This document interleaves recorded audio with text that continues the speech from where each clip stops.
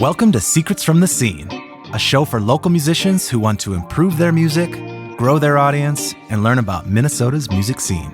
If you're interested in talking about all things music related and meeting interesting people from our local community, you're in the right place.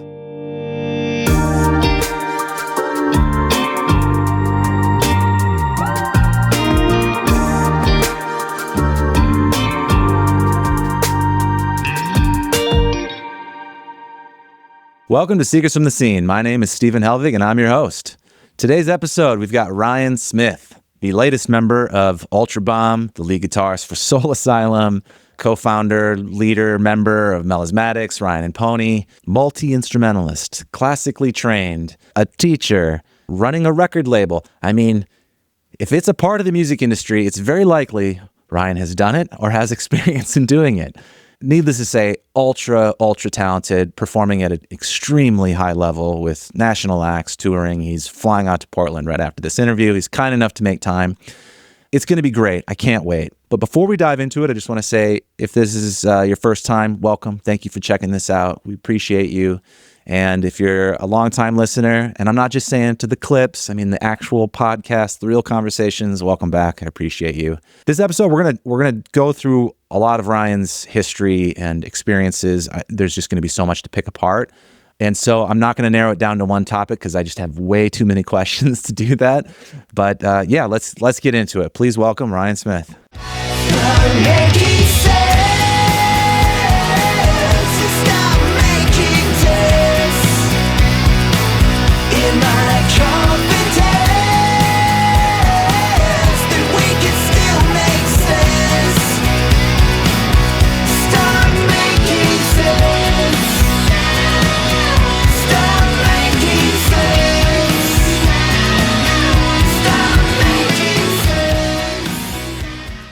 Hello. It's really good to be here. This place is beautiful. Love the studio. Thanks, man. Yeah. I'm happy to have you here. This is cool. It's really good to be here. You know, I would have been aware of Melismatics back in that day of getting things taken off and fan of that band. Oh, I should pull this up. Ryan was kind enough to drop off the vinyl. Is this the latest, or have you released other, at least physical copies? Ryan and Pony only made that one record, and so it's kind of a... Well, I mean for your projects. Oh, for my projects. No, I did a solo. I've done solo releases since then, and then Melismatics are working on some new stuff right now too. Cool. When's the last Melismatic release? It's been a long time. Well, we did in the pandemic, we released live at First Avenue. That was because there was no music happening live, and we thought there was this void that it made sense to release this recording that we had from a show there from, I don't know what year it was, but the last proper Melismatics release probably was back in 2014. And the last full-length album would have been 2012. I think that was Rising Tide. Cool. Yeah, it's a long time ago. It's hard to believe. All right, I'm going to save some questions for that because I want to actually, a lot of times with these interviews, and for people that have listened to all these, I've kind of done them the same way. And I want to do it a little bit different today, which I usually have you start at the beginning. But let's actually, just because of how exciting the most recent news is with Ultrabomb, let's start at now. Getting into that, I mean, what's it like to walk into a room with like Greg Norton and Derek O'Brien? It's great because I really respect them, and they're really good people, and they're very they're very easy to work with, creative, really good at what they do. Yeah, and for me it's a thrill because I grew up listening to Hüsker do as much as I would have listened to any other band. I mean, they're like right up there with the Beatles and the Rolling Stones and Led Zeppelin to me, you know. Give people a little bit of a background if people aren't familiar with these guys. Yeah. Of their legacy. Absolutely. So Greg Norton, bass player of Hüsker Do, punk band from Minneapolis, Minnesota. They made legends, huge waves. They influenced and they really kind of changed the course of music, not single-handedly, but they were part of a wave that led to things like Nirvana and way more popular music. Anyway, but the Hüsker Do, and that's Greg Norton. He's been involved in other bands as well since then, like Porcupine. He had a band with Dave King. I'm blanking on the name of the band, but I don't know if I know that. Yeah, it'll come back to me. I'll circle back on that. And then Derek O'Brien is the original drummer from Social Distortion. Yep. And then he also played with Agent Orange and the Adolescents. It's quite a resume. It is. Of those guys. So my first question is, okay, well, among many questions, when you're working with that caliber of musicianship and you join a group like that, like, how do you balance bringing your own new voice and respecting sort of that history and that legacy? That's a great question. In this case, it happened extremely fast, and it was out of an emergency. Mm-hmm. And by emergency, I mean they lost their lead singer, guitar player, and suddenly needed a new one. And I was going to be Melismatics had a show with them. We were, I think, opening for Ultrabomb, and so in the moment, I was trying to preserve what they were doing as best I could. So that was my mission, was to let the show go on. And I wasn't really thinking at that time about what I was going to do differently. I was just more thinking about this has to happen, right? And now they're talking about making new music and putting out a new record. So and they move pretty fast. So I think they made their last couple records in the course of days. Like literally, Greg Norton would give Finney the lyrics, and like 2 days later, all right, we're going in the studio. So it's probably going to move very fast in that regard. Being such a huge fan of Hüsker Do, it's going to be relatively easy for me to find the right vibes with these guys for creating new music. So the way I look at it is I want to represent what they've worked hard to create, and then I want to be a part of moving them forward to something that's going to be different, but also retain the same like punk ethos and aesthetic that they've had. Yeah. I'm sure there's a balance there where which is a kind of maybe a bigger theme for a lot of your projects. And a bigger question that I have is like balancing frontman versus sideman, responsibilities, because you've done both and at very high levels. And like, how do you think about that? Is it just like it's kind of an unspoken thing, or is there a lot of thought that goes into it? Another great question. And yes, a lot of thought has gone into it. And I learned the most about being a support, like having a supporting role in music, from being a front person. Right. And I learned what is helpful, what is not helpful, what kind of things are adding to the momentum, what things are pulling away from it. So I really think starting a band, and going out into the world, getting punched in the face, falling down, doing everything wrong was a really good way for me to learn. And now I know, like, if I'm working with like Dave Pern or if I'm working with Greg Norton, I know I understand my role and what I can do best, Give an example of like, from a sideman perspective, of things that you've learned of like what isn't helpful. Well, I think, in bands, sometimes creatively, there's a lot of dynamics going on, right? I mean, when somebody, especially if somebody is a songwriter, and I'm a songwriter, and so I understand as a songwriter what it's like when you're trying to communicate your idea, and you're looking for people to realize the vision and make it at least as good, but hopefully better than what they ever saw coming. Mm-hmm. And so if you're adding new things and new parts to it, that's a real, I don't want to say it's like an honor, but it's a very significant thing to when you have the freedom to put your stamp on things. And that's the best thing you can do when it's appropriate. And when it's not appropriate, you got to understand, like, this is, like, I'm going to stick to what this is, if there's a part that needs to be precisely what the initial idea is, or if you can augment it and say, what about this? Or there's a spot for a riff here. So I guess what I'm trying to say is, like, you have to put the song first and the music first. And I think most songwriters and front people are thinking about their vision and moving it forward. And they want to do it efficiently, and they want to do it fast. They don't want to like argue about stuff. They don't want to get, pushback's fine. If you say this part isn't working, or the song isn't, it needs some love and some care, that's fine. You got to be a part of that process. But, I really think it's about serving the song, serving the music, getting the vision to happen as quickly as you can, and taking any shred of ego 100% out of the picture, because it's not about anybody. It's about the work. And band dynamics get very strange when people are like hurt and offended, and there's like or they have an agenda, or they have a, something they're trying to achieve that's, political to the band, where they're trying to move forward or do this, that, or the other thing. Yeah. It's really just about making the music as good as you can make it. Yeah. What about an example from the leading perspective, being the leader? Because I think when I think of that, I think, yes, it is the role of the supporting cast to like put the music first.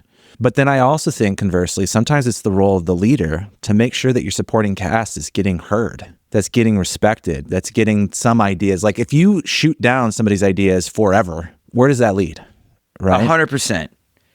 And I feel that I'm going to start with saying that I've learned from mistakes, as a band leader. Like I wish if I could go back and do it again, I would have lightened up on certain things. And it is important to make sure there's a balance, but it's important to make sure everybody feels heard. That is 100% true. Right. And I've learned a lot from working with Dave. I think he's really good at making people feel heard and included, and it's a very involved process where it's definitely nothing like, here's the song, it's done, and learn it this right. part. It's like, it's the most real band I can say. I feel like I'm back in high school, where we cool. I go over to Dave's a few times a week, and we're just and working on stuff. It feels like a real band, not like a session gig where I'm showing up and yeah. You know right. what I'm saying? Yeah, it's really different. So what I learned from that and from mistakes I made, I think, as a band leader, is that work with people you respect and you like what they do, and then let them do what they're good at. Yeah. And allow them that free space. And it doesn't mean you have to agree with, you're going to have disagreements. You're going to ultimately make decisions. But at the end of the day, that's what really makes a healthy band dynamic. And resentments and things are kept at bay or just avoided, that kind of stuff really can tear away at a band. Couldn't agree more. You have to start with people that you like, people that you do want their talent in the first place. Because if you don't have that, then you're always going to be at opposition. Yeah, totally. You start there, and then when there are times where you feel like, oh man, I get that idea, but I just don't think it's right for this, and so on. You use respectful communication, and maybe that clears it up. But if it doesn't, I think one of the big things for me, because this is so similar, it's the same exact dynamic with producing. If you're, especially if you're a collaborative producer, which I am. I don't do like it's my way or the highway. I'm not that big. I can't do that sort of thing. I wouldn't have any clients. So if you're collaborating in a studio as a producer, it's the same concept. And the trick for me, and I think has been huge, is that when you get to that point where somebody in the band who I'm like, they offer this idea and I'm like, I don't know, I don't see it. You just use that creativity, use all that creative energy to find the third way. It doesn't have to be this one or two, A or B. Find the third way. That's the compromise. That's like using a little bit of everything in some new way. That's where the magic lies. And there is a third way. Trust me, there is. Yeah. If you keep thinking it's their decision or my decision, you're missing a whole lot of opportunity. There's always somewhere else to go where both parties can be happy. You're 100% right about that. Some people are good at what you're doing, and some people are not, and it's a skill set to have. It's a valuable skill set as a producer. I think that carries over into probably every facet of music, because a lot of, like, for example, if you're an instrumentalist and the band leader or a producer says, I think you should play 16th notes in this part. And they're like, yeah, I hate playing 16th notes in this part. It's like, well, it's kind of a roadblock to creativity. But, if you then keep searching for something, there might be some other alternative where it's like eighths and 16ths and some, like take away a note here. Right. So anyway, the point is, like, you gotta be able to collaborate and find that magic place in the music that is there, and you have to find it. I want to stay on this sort of like frontman, sideman theme for a little bit. When you go from Melismatics or Ryan and Pony, and then you're doing more of a sideman role with Ultrabomb, for instance, does it feel freeing to not be in charge? I have really different responsibilities in all of these different things. So, I mean, like, I'd say with Ultrabomb right now, I mean, I'm very new to this operation. And, Sure. you know, I was just talking to Derek on the phone last night, and really, like, he was just saying, you know, like, Ryan, you're not a sideman, you're actually a frontman in this band. You know what I mean? and so it's, which is a comfortable thing, but it's a transition, because so that's the interesting thing about that band is, like, I'm literally replacing their guitarist. So that's like an interesting shift, because you walk into it. Yeah. You walk into it and you go, well, these guys have a thing going. They're established. They've worked together, and then I kind of step into it like I would any kind of sideman gig, and then I have to now start to own it. So this tour we're about to go on is going to be interesting. It's going to, I mean, it's going to be fun, and I think the shows are going to go super well. This will be our third full show when we're in Portland, and they've been going really well. So I'm psyched, but I think that part is going to shift over the course, you know, but it's Greg. I kind of consider it Greg's band. Like, he started this. It's his vision. It's his legacy of involving, like, Hüsker do songs, and who knows, maybe we'll play Social Distortion or something. It's not the set now, but that's the cool thing, is we can, you know, pull from people's catalogs and add that to what we're doing. And as far as, like Soul Asylum, there are things about that I feel incredibly grateful how, like, well organized that band is. It's astonishing, and it's like, until you step away from it, I don't always appreciate it. So there's so many things I don't have to do in Soul Asylum. Like, I don't have to be involved. Like, they have a tour manager, they've got a booking agent, multiple booking agents, they have a business manager, a day-to-day manager, a manager. I mean, it is, like, so smooth. And I mean, nothing in rock and roll is smooth, but it's as smooth as it can possibly be. Yeah. And I can focus on working with Dave on new ideas and rehearsing with the band and putting on the best show we can put on. Mm-hmm. And that's really, really cool. Every other project, there are more hats to wear.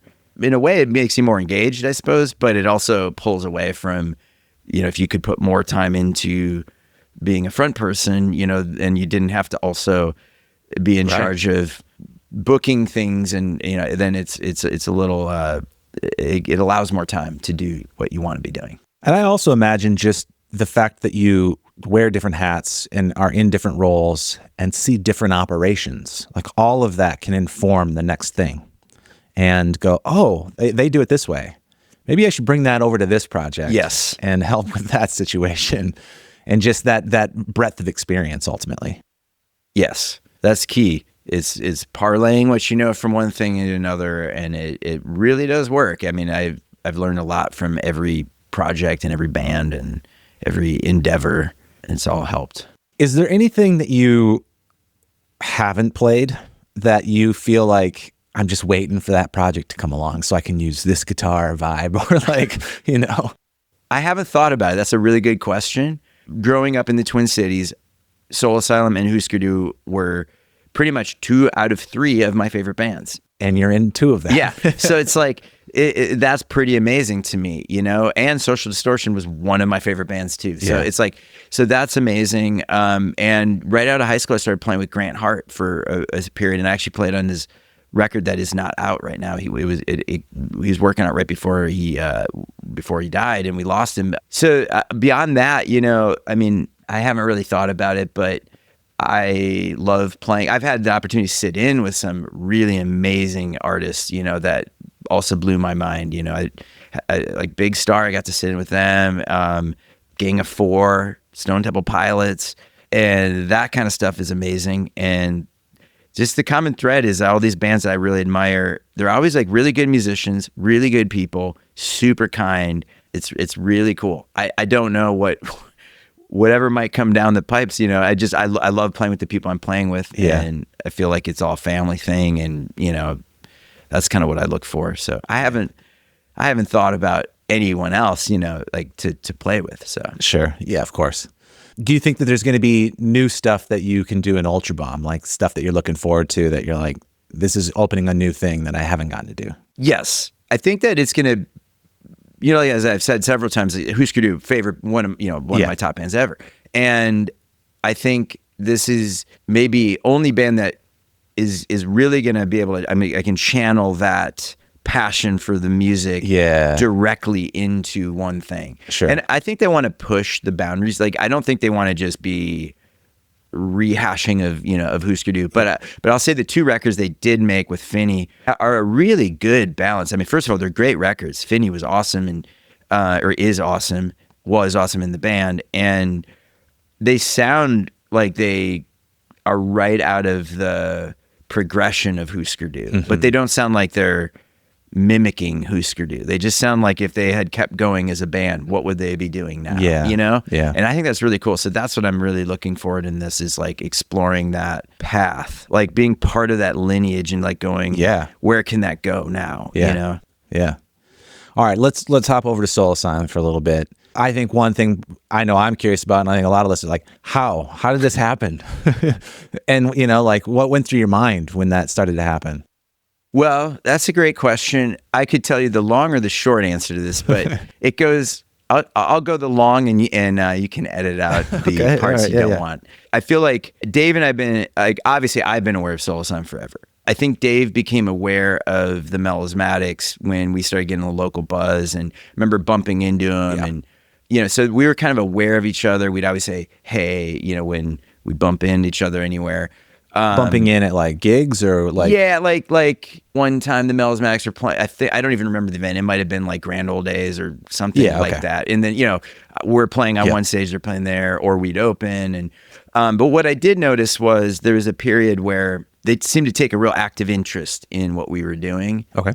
And for example, we were playing the annual Replacements tribute at First Avenue, and we had Michael Bland, who also plays drums in Soul Asylum, right? Sitting in with the Melismatics doing the Replacements tribute. And at one of our 2 rehearsals, Michael had this idea. He said, "You know what? I think we should have Pern sit in on a song." And at this time he lived in New Orleans. And I was thinking, there's no way a guy's going to want to buy his own ticket to fly from New Orleans to Minneapolis to play one song from a band that's kind of like a rival band, I'm like, that's so weird. But he called him on speakerphone, and he was just like, "Yeah, I'll do it." And we played Answering Machine at First Avenue. And then when he showed up to First Avenue that night, and I just sat down and talked a little bit. And I got a vibe from that conversation that something was up. I had no idea, but I'm like, I don't know why, but he wants to talk about stuff and kind of connect. So that was at one point. And then years later, I got a very abrupt and mysterious phone call from Michael Bland saying, "Would you ever consider playing with Soul Asylum?" And I called him back, and weirdly, I was playing with the Rembrandts at the time. I was playing bass, and there was a tour that was going to happen that was no longer going to happen. And literally the day that I found out that tour was not going to happen, which I was sincerely bummed, because I love that band, and Phil is like one of my greatest friends of all time. Love that guy. So I was really bummed. I was like, oh, that's a serious bummer, because there's going to be like a 7-week tour. And then literally when I got the first call when I started driving, when I parked it, I got a message from Michael Bland saying, "Would you consider playing a Soul Asylum?" And I was like, well, that's really interesting. So basically I learned 25 songs super fast. They had no idea why. And I just figured I'm not going to ask questions. I'm just going to go with the flow, and I'm going to learn them really well. And I showed up to the first, whatever you want to call it, audition or rehearsal, and they said, "What do you want to do?" And I said, "Let's just play the show." And they're like, "Just go play the show?" They're like, "Yeah, let's just play the show."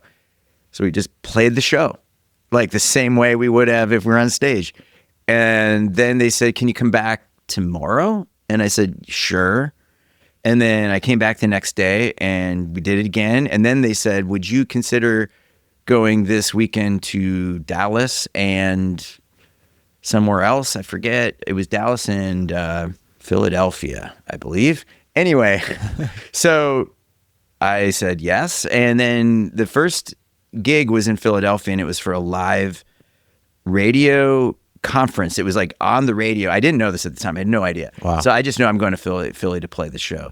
But it was the Nom-Com festival. So it was so I show up there, and there's like Steve Earle, band of horses, and then all these record label people and a bunch of, including Soul Asylum's label at the time was there. And then I realized on the radio when we were driving there in our Uber or whatever we were taking, or shuttle, that the song that they were playing this whole event on the radio live. And I'm like, my first gig with this band is live on the radio with like record labels, and The Current was there. All the big non-com stations were there. I'm like, this is like really high pressure. Yeah, no kidding. And I had never actually played with Winston, the bass player at the time. And so I was like, wow, I was so nervous. I can't even explain. But we played, and it felt really natural and really fun. And like Dave was smiling, I was smiling. We were all smiling. We were like, this feels really good. And then we played Dallas for, I think it was called the Wildflower Festival or something. And it was a really big show. I mean, there were many, many, many thousands of people. I don't know how many, but it was a big show. And that went great too. And then they said, will you go on tour this summer? And then it was just kind of like, at one point they just said, you're in the band, you know? Right. And then we started working on new songs and going from there. So yeah, that's how it happened. What year was that? 2016. Okay. Yeah, roughly. So, and it sort of starts as a proving ground of like, try this out. It was, I think they wanted to make sure it was going to work, and not that personalities weren't going to clash, that there wasn't going to be any kind of, well, you know, we were just talking about all the dynamics of being in a band. It's like Soul Asylum works a lot. Like, I don't know if sometimes I run into people and they ask about, and they think like, oh, I think they're under the impression Soul Asylum plays like a few times a year, and we all just, but I mean, Soul Asylum works a lot and works hard on new music, or we're already working on the next record, and we just put out the last one, and we were touring for like better chunk of the last half a year, going around the world, you know. So you're going to spend a lot of time with these people, and they have to know like that they can get along, that that the aesthetic is right, the hang is right. So yeah, I think they took it in some steps. I think it's wise, you know. I would think right. so. Yeah, absolutely. Yeah.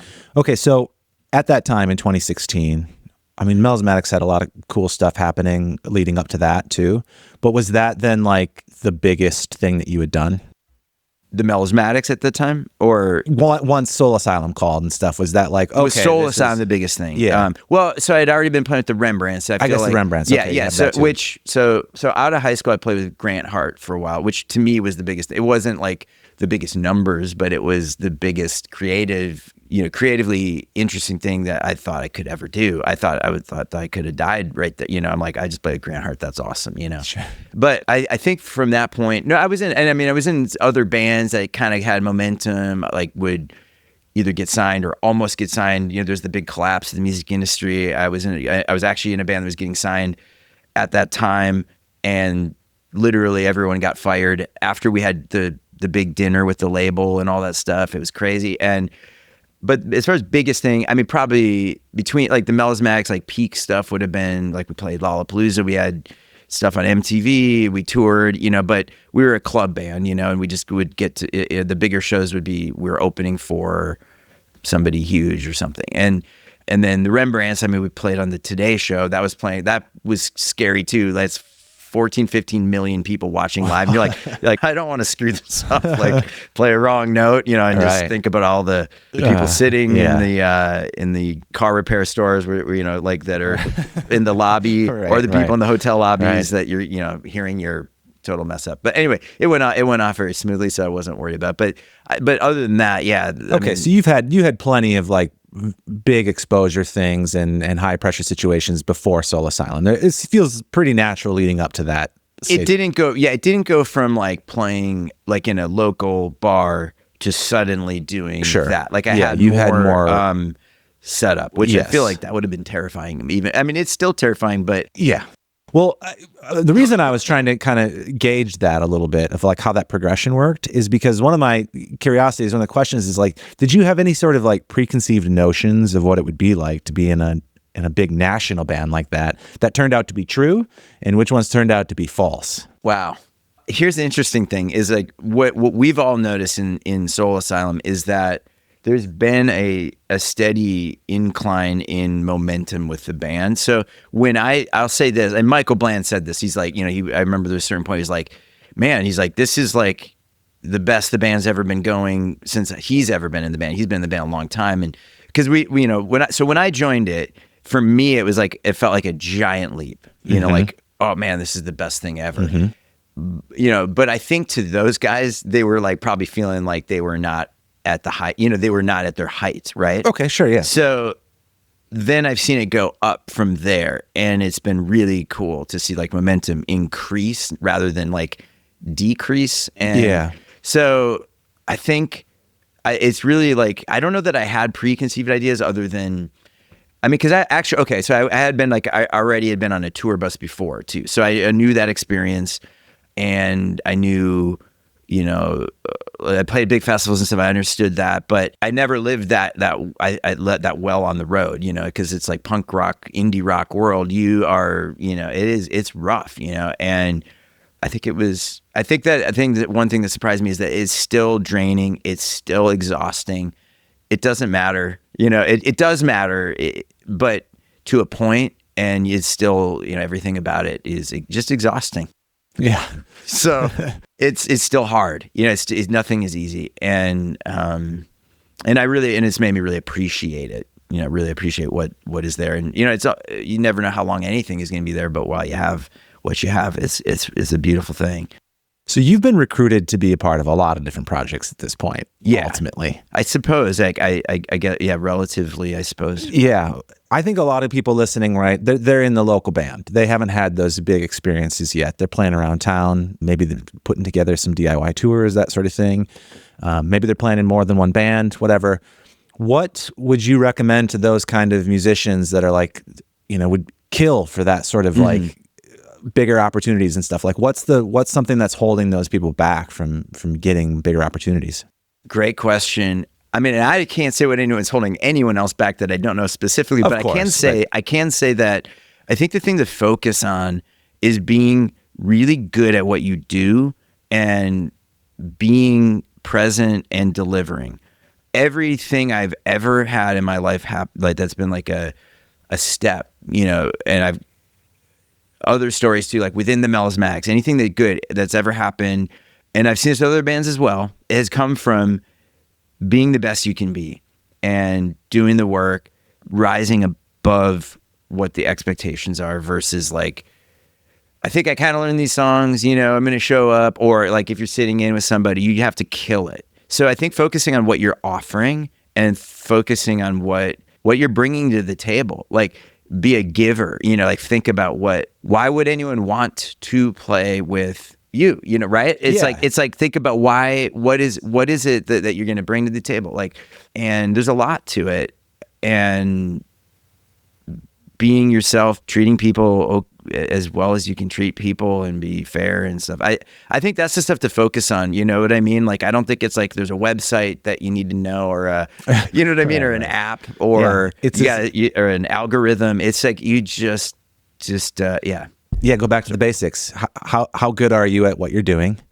And then every person that you work with, whether it's your bandmates or some, you know, temporary collaborators, people in the studio, when that experience is done, when that collab is done, when that show is done, they should be going, wow, that person went way above what we expected for this. And if that's the sort of impression you're leaving, people talk about that. If your impression was fine, met expectations, no one's going to talk about that. Right. You have to go above to stand out, for sure. And I mean, the scale at which, you know, the amount of things that you've been involved in and stuff like that obviously reflects on your talent, but it also just reflects on networking and fortune. And there's always more than just one thing, right? But that's the thing that you can control first and foremost. Yes, you can only control you, and that's the thing that you have to really primarily focus on. And I'd say, fortunately, what I see is like the bigger the bands, I know many people might disagree with me on this, but I really think that like when I get to know bands that are really successful, really they're usually like good people, and they're easy to connect with, and they're not like, do you know who I am? Or, you know, they're like they're usually really cool. And you know, I think in music scenes you run into both, you know, but you filter out it filters out people as you go into like national level things. And And so people that have those kind of attitudes that are more negative or just, you know, like they're super competitive or I'm better than this person or whatever, it's like they get weeded out because nobody wants to, even if they were totally awesome at what they do, most people can't stand to be around those people. Sure. You know what I'm saying? So it's just like focus on all that stuff. I don't know. I really think that's it. I heard Steve Martin say when comedians ask him, you know, what should you, how do I get an agent? It's like, well, be really good. Start there, you know? Yeah. It's like, and that's it. When the Melismatics started, we had nothing. We went and I scraped together just enough money to buy a really crappy van, and we were booking shows and going out to cities. And this is, you know, a long time ago. So it's like we didn't have Spotify to help with like getting a following online for social media. We did have MySpace, you know, but right. And we used MySpace, which was quite a bit. And it did help. And that absolutely. that was our era of, you know, of height. But my point is, when we would go to a city and we're playing our first time there, like we're in Kansas City, and then we're going to go to Chicago or wherever we're going next, we have to put gas in the van. We have to have food and a place to stay.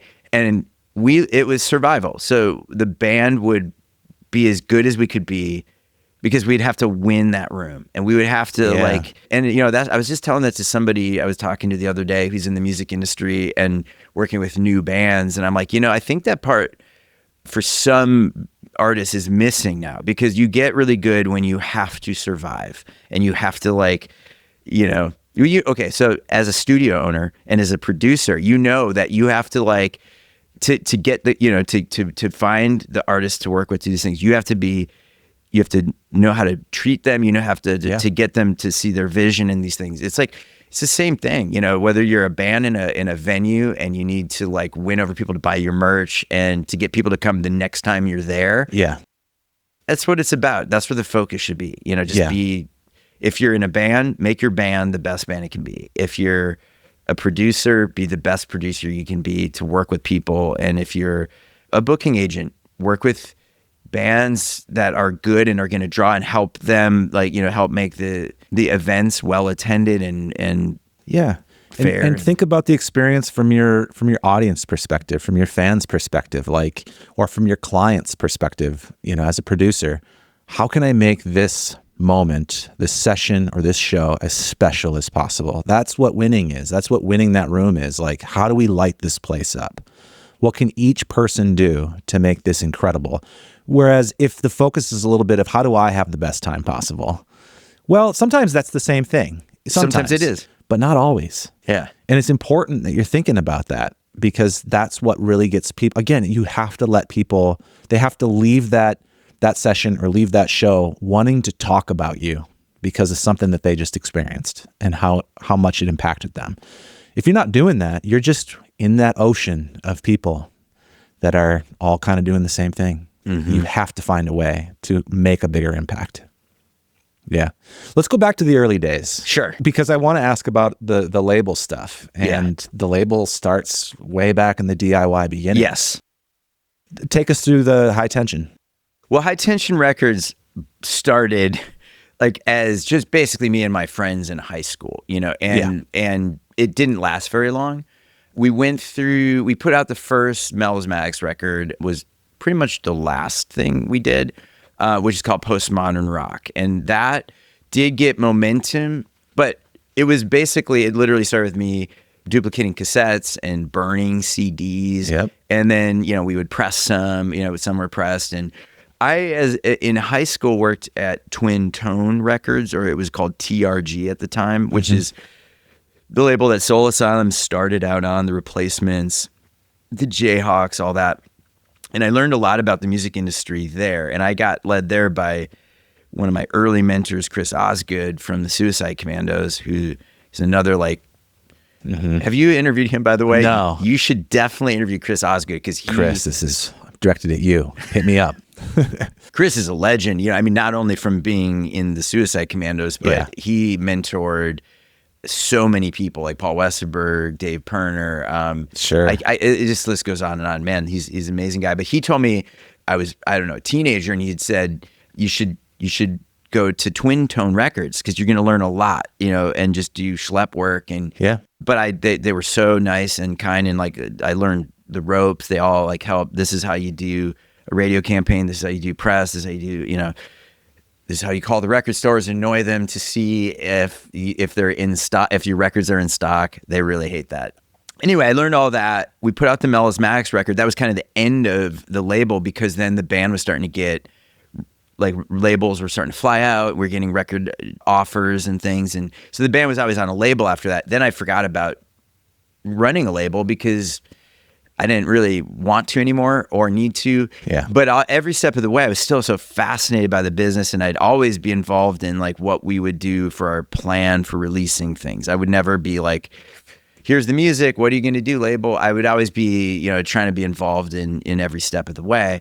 In the pandemic, when everybody's like, basically I quarantined with Dave, we did the quarantine sessions. Sure. And so I like, basically Dave, I barely saw any humans, and I just started recording solo music, and I thought, you know what I'm going to do? I'm going to make a solo record like I used to do in the old days, because I used to, and, even in the Melismatics, I would make demos where I'd play every instrument and then give the band a demo that was pretty fleshed out. And I thought, I'm just going to make a record like I did when I was a teenager, and I'm going to play every instrument.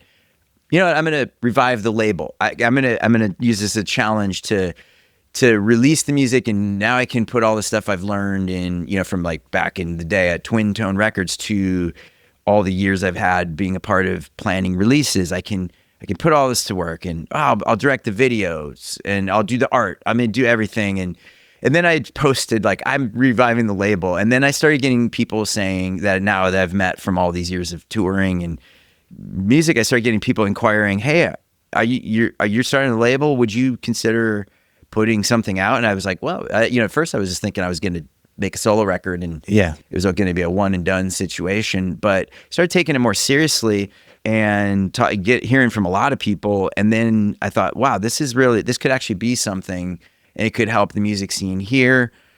We're not limited to just local music, but I want to definitely uplift some of the local music here that deserves to be, and I started to put a team together, and then just by asking around, and now at this point I knew way more people than I knew when I was in high school. So it's like I started asking around, well, how, distribution, we need to get distribution, and and suddenly now I'm just way more connected with all these bigger artists and stuff. And I asked a bunch of people, and they all kind of pinned to the point where we became part of the label group and distribution by the Virgin Music Group. So we have Virgin doing our distro and helping like push singles and stuff, and so it became way more real, and then I got a Spotify promoter and publicist and stuff like that. I'm like, okay, this is all really coming together, and that's a good starting place for most artists. It's not a one size fits all, but it's and I know you got stuff like this too that you've and your stuff is amazing. I've seen it. I'm a fan of what you're doing. I think it's awesome here on this podcast. It's great. So that's kind of the idea, is it just started to turn into a real thing, and now it's taken a lot of time. It's great. I love it. But like, we got Mark Mallman's album coming out June 27th. He's doing I don't know if like when this is airing, this might be in the past by the time this comes out, but I'm going on tour for the better part of the month here, and I by the time the record comes out, I'm on tour. So there's a lot of that to get done. Like manufacturing, getting it off to distribution, making sure the publicist has all the information they need, Spotify promoter on board, getting the pre-sales launched, which hasn't happened quite yet as we're shooting this. But you're putting the packages together. You got to get a team of people ready to send things out, because I'm gone. I can't really be there so you have to get that all sorted out, and that's kind of the deal. And so we got a team of people working together, and it's been really fun, and I'm looking forward to continuing to do it, and it's a journey. How many releases have happened, at least recently, since the relaunch? And what's on the future docket?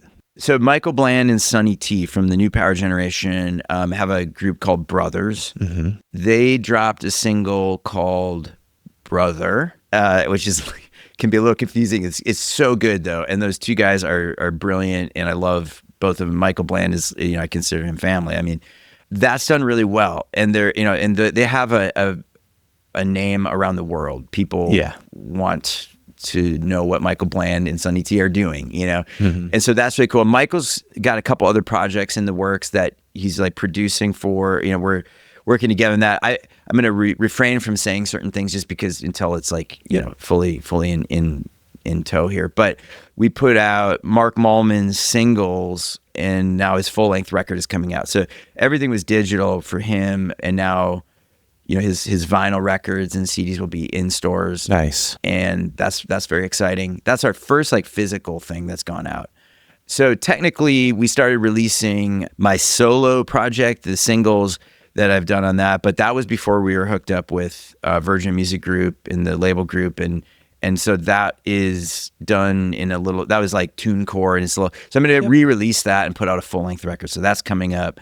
We just put out a number of singles for Mary Strand. She's a newer artist, but she's doing like garage rock, and she's on her second record, and I'm like co-produced this new record, and it's really good. Like actually people I think are going to be really, she kind of came out of nowhere, and it's pretty cool. So that record comes out August 1st, and some singles are out already. And then Stone Arch Rivals have an album coming out in October, and they've done really well too. Their first single got quite a few, I think got like 30,000 plays on Spotify in a month, and which is, you know, for a brand new band, like first single, that was pretty good. That's a big deal, yeah. And we're talking to some other artists like Cindy Lawson. We're going to put out a single for her, which is a really cool song. Excited for that. And we got a bunch of other stuff in the works that I can't talk about because it's not in stone yet, but we're trying to branch out to get some real national known acts involved. Sure. Because I think as a label, that's like kind of it's important to have that as part of what you're doing. We've also talked to some other bands like Pulse String, who are awesome, and we're gonna work together.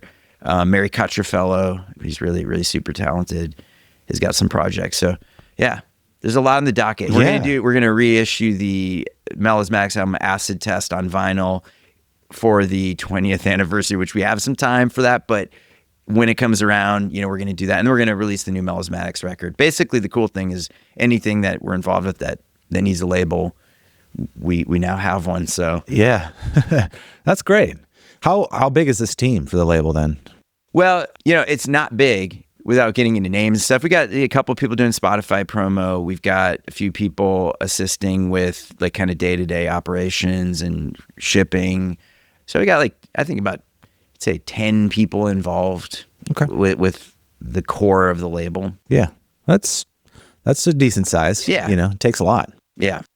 I'm excited to hear what happens next with all of that, and I'll keep my ears peeled for the future releases. I still have more areas, more stuff I want to talk about.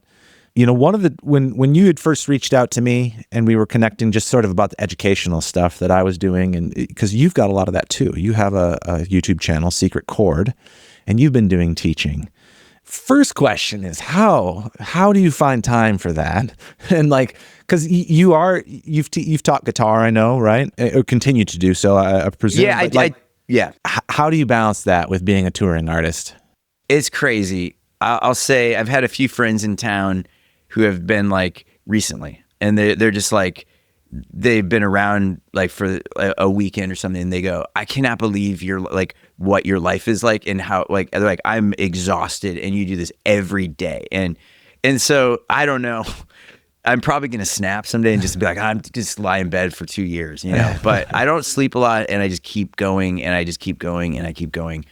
And so far it's been working until it doesn't, you know, and so I don't sleep a lot. I'm kind of working all the time, but I also try to take time to, you know, be a family and be, you know, present, you know, not just be a total workaholic. But the cool thing about right now teaching and mentoring, which really has almost turned more into producing, I have to say. Like, I don't actually, you know, like as far as like when I started teaching, it was like I was at Twin Town Guitars or Ashland Academy, and it'd be like someone coming in wanting to learn how to play an instrument, and that's a beautiful thing, and that's an amazing. It's just evolved because once I got busier touring and then things started moving online, and now it's basically all online, I can do it from anywhere. And then a lot of the students I'm working with, you know, they become less students and more like artists that I'm working with them on shaping their career or producing their records and stuff. And I can do it from anywhere, so I still can do it on tour. It depends on the kind of tour. Like on a bus tour, I can do it because you drive at night, you wake up in the city, and then sound check is at 4. Right. And the show is at whatever time. Yeah. So it's like, you have some time to do some things. Yep. Way more time than I have when I'm not on tour. Like I don't have that I don't have a day remotely resembling that when I'm at home. So I can utilize that time to do those things. And that's the name of the game, is just everybody has 24 hours. How are you going to use it? Just try to map it out and figure out. What's your goal for Secret Chord? My original goal was when I was starting to tour, I was just trying to communicate with my current students. Yeah. So I could say, here's a newsletter, here's a video here's a guitar exercise or a thing to think about with music while I'm gone, so you can stay engaged. Mm-hmm. And then when I'm back and I can communicate that. And then other people started paying attention, and I started getting messages from people, hey, can you teach me because I saw this video? Right. And it started to expand to the point now where it's just everything's online, and I don't really have any mechanism for people to find me to actually like mentor or teach them. I just, because I'm full, and but the goal really would be, at this point, it's just definitely changed. Now my goal is just to share knowledge and share what I see around me in the music business. So like I just interviewed Greg Eklund he's the original Everclear drummer. He didn't play on the first record that they made on their own that got them to their major label deal, but he played on the 4 big records and was there in the heyday. And I just interviewed him because I thought, he's got a story that a lot of people can learn from. And I want to share, I think you have I sense you have the same motivation. You're trying to help out your local scene, our local scene. I want to help people out. I think what's good for one person is good for everybody, and what's good for everybody is good for one person. I think let's all help each other out, try to figure out how to do this, and not make the same mistakes. Because I made a lot of mistakes, stumbled a lot to get wherever it is that I am now, and I know everybody has, and I know that I can pass on things, and other people like Greg Eklund, or we interviewed Steve Ferroni or Tommy Stinson, they can share what happened to them. Yeah. So you can learn and go, wow, I shouldn't do that. I should do that. And then maybe the next generation, the next wave of musicians can, And I think it's so important now too, with how fast the music industry continues to change, how challenging it becomes, competitive. It's been a roller coaster, and that's not going to change. And so I think the more that people can talk about their experiences, and there's just a variety. There's so many different types of careers and ways to do it. So just hearing more experiences can be really helpful and open your eyes. So for anybody that hasn't checked out Secret Chord, or your first time hearing about it, just look it up on YouTube, because you've got access to some really great musicians that you get to tour with and meet through the bands you're playing in. So some of those interviews are fantastic, and then more tutorial stuff on top of that. So it's just a really great resource. Thank you. Yeah. This conversation's been great. I know we're getting a little close to the end, so I want to make sure I try to fit in all my last totally questions. But when it comes to teaching, what is a music hill that you're willing to die on?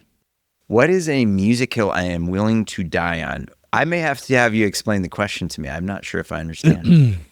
When it comes to a philosophy or an approach to doing something, or, when it comes to these people that you're ultimately sort of managing, some of these artists, right? That whether it's, because I know that you've had a breadth of teaching experiences, whether it's somebody learning a new instrument or these people that are now looking to you more like a manager. So you're explaining things, right? You've got to have a stance of, I think this is how you should do it, and this is how you should be approaching things and things like that. What's something that you always are like, I always think it should be this way? Ironically, I think the thing that I think should always be this way is that nothing should always be any way.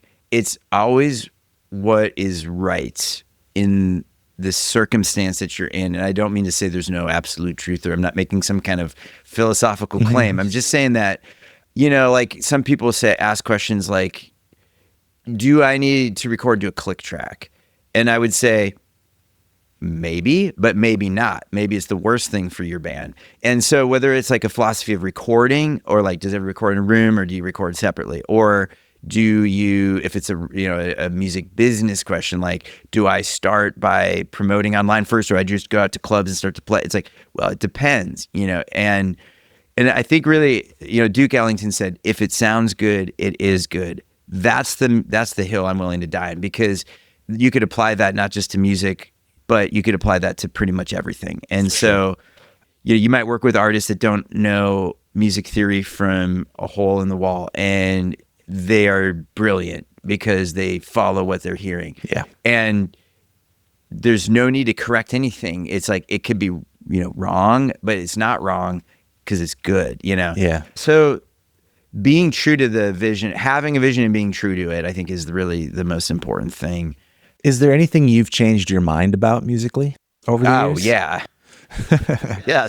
Yes. I think I probably felt at different times more rigid about things. I mean, here's something I've learned is like, I've become less rigid with the more experiences I've had. It's kind of like the Dunning-Kruger effect, right? Where you start with less experience and you think you know more. Yes. And you go down. And you just get beaten down. Yeah, you get beaten down until you get to the valley of despair.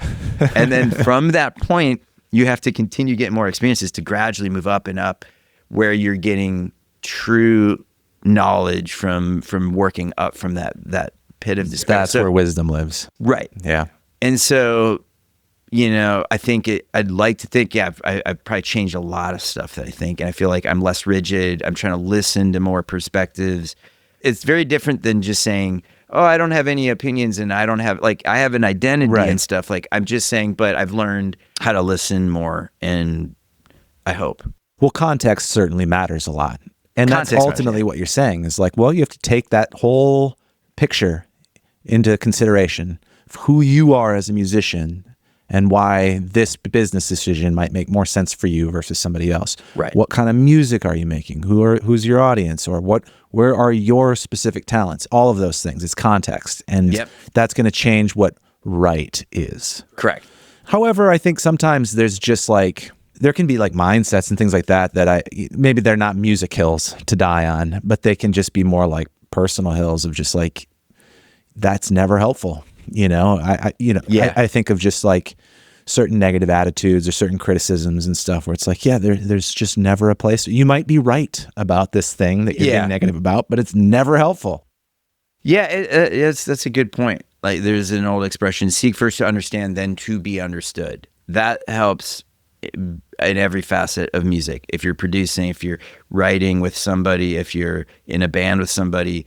And that doesn't mean that you're not going to be understood, but it's just like when you're communicating with people, if they feel like you don't even know where they're coming from and you're off and you're just trying to tell them your opinion about something, it's not communication. Nobody is feeling like, wow, I agree with you now. I didn't see, it's like, that's not a good way. Yeah. And it's not a good way to really actually understand, like, because if you couldn't explain back to somebody what they actually are saying, and let's say get in a creative setting, right? Like a band, if you don't even understand what the other guitar player is saying to you about it, and you're not even understanding it, it's not doing you any good, and it's certainly not doing any good to them, and there's no real significant communication happening. So, I think that's a certainly an important thing, and that's a hill worth dying on. Yes, there we go. For sure.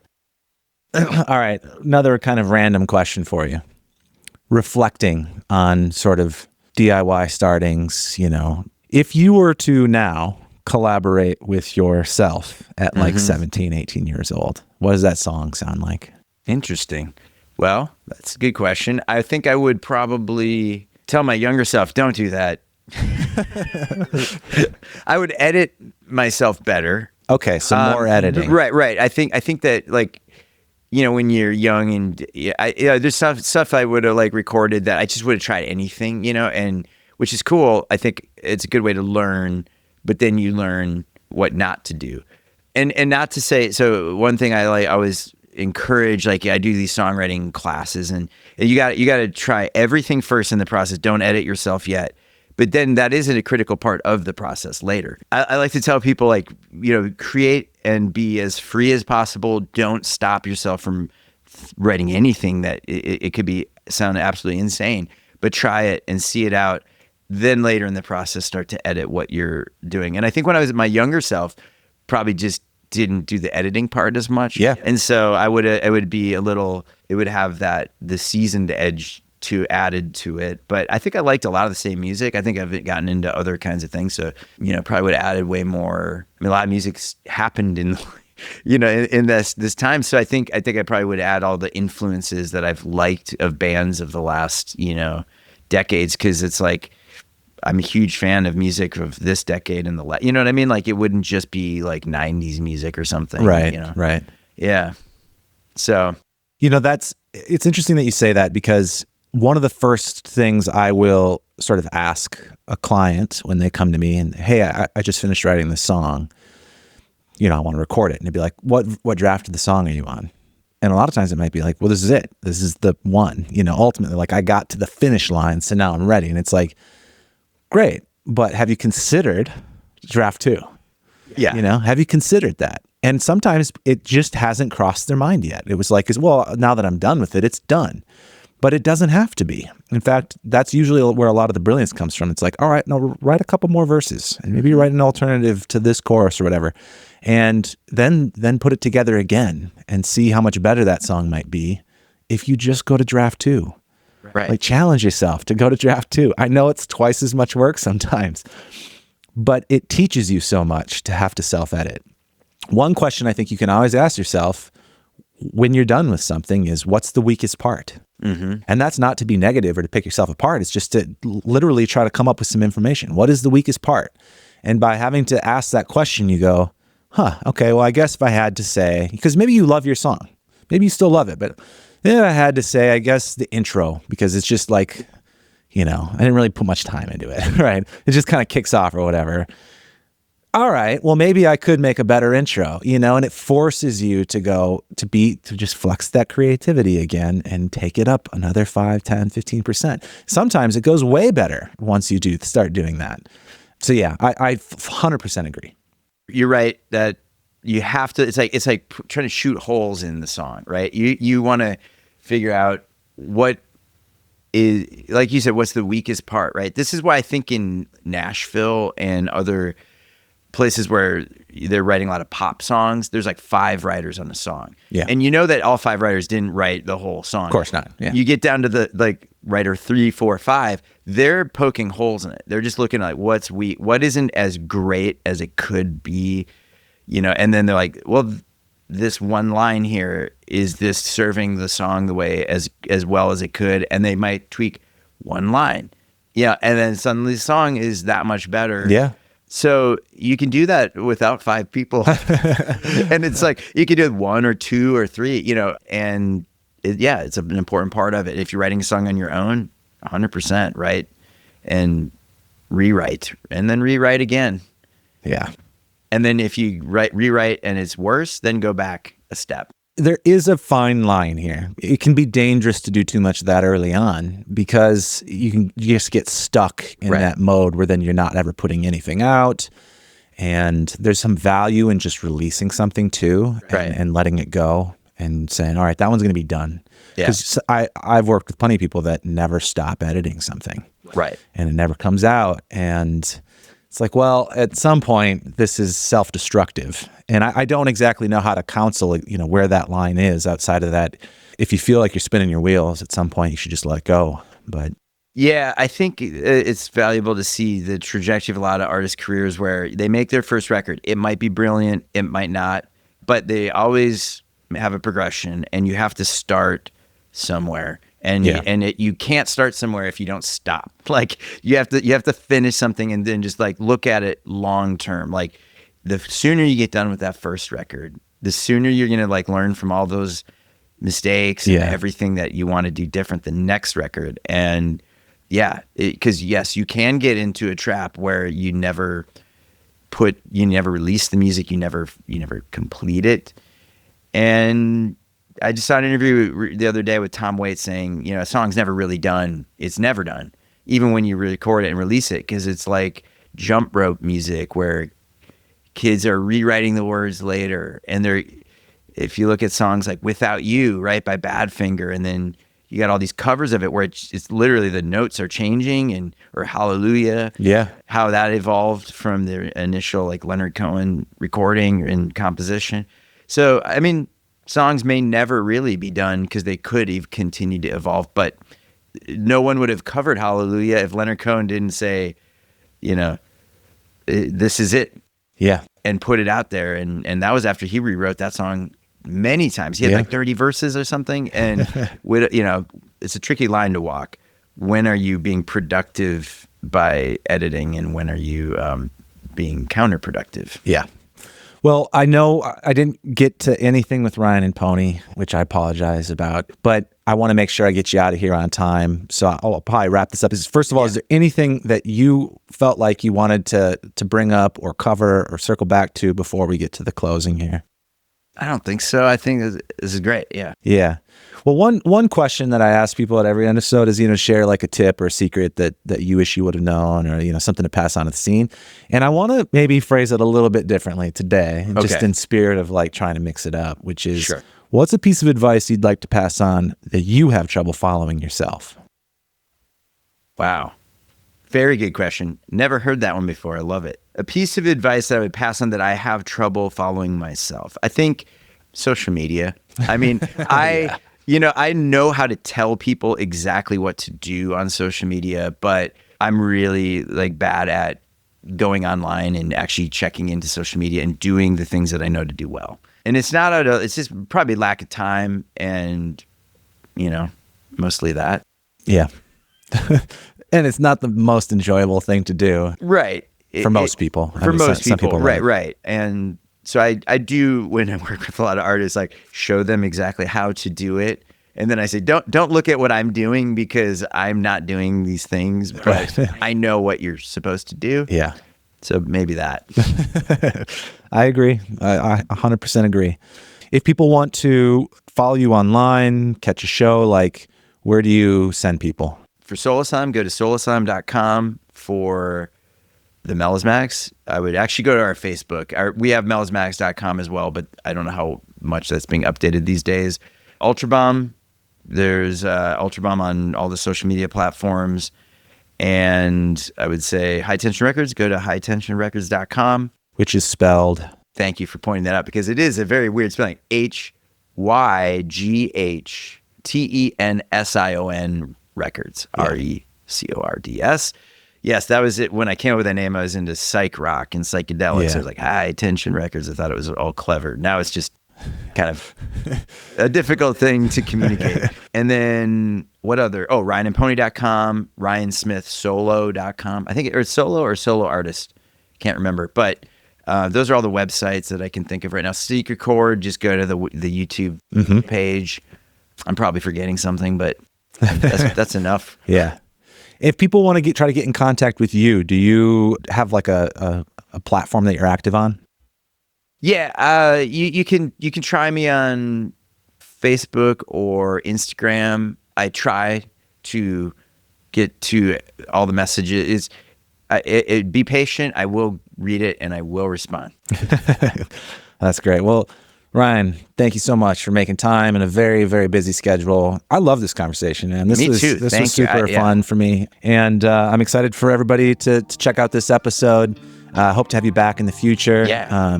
Maybe we can do like a tutorial thing or something between, that sounds fun. between more educational even. But for everybody that tuned in, thank you so much. If you liked this episode, please share it with somebody, hit like, subscribe, all that stuff helps. We'll see you next time.